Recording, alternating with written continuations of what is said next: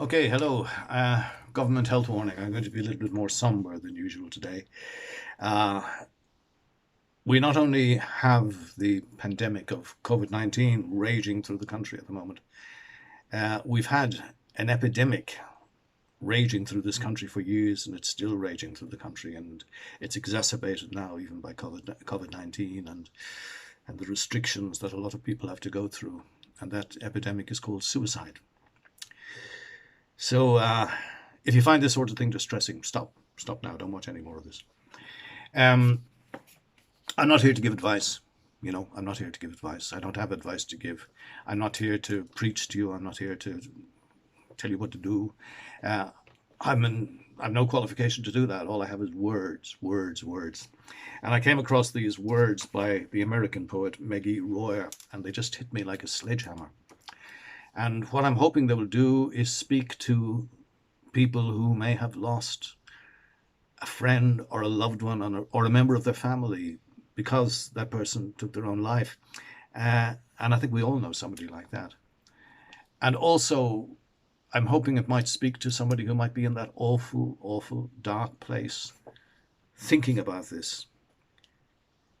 And I think what the piece is saying is, or what it's saying to me is, that no matter what awful burden you're carrying and no matter what you're going through in life, that can change.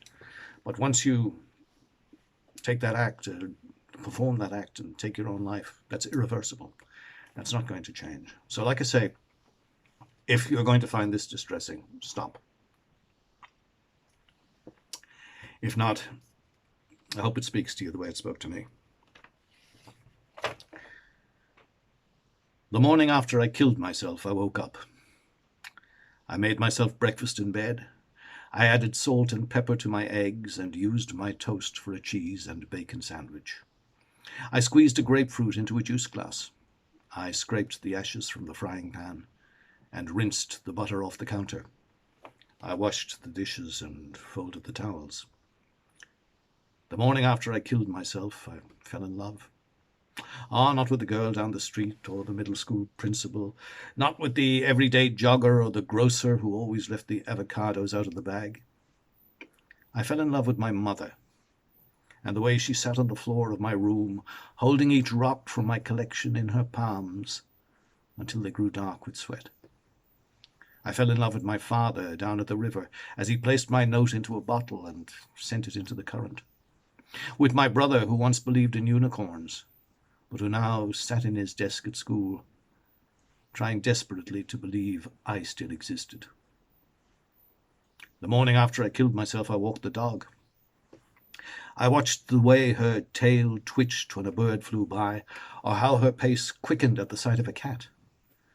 I saw the empty space in her eyes when she reached a stick and turned round to greet me so we could play catch.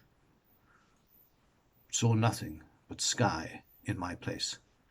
I stood by as strangers stroked her muzzle, and she wilted beneath their touch, like she did once for mine. The morning after I killed myself, I went back to the neighbour's yard where I left my footprints in concrete as a 2-year-old, and examined how they were already fading.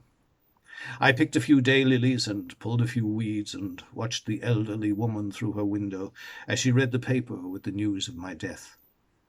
I saw her husband spit tobacco into the kitchen sink and bring her her daily medication.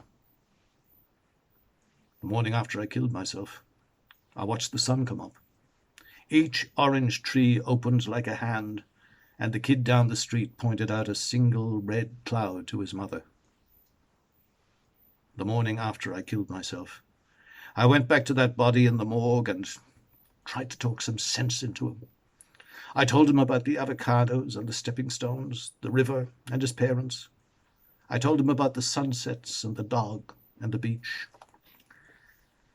The morning after I killed myself, I tried to unkill myself, but couldn't finish what I had started. Peace, everybody. Be well. Stay safe. I promise the next time we'll do something more cheerful.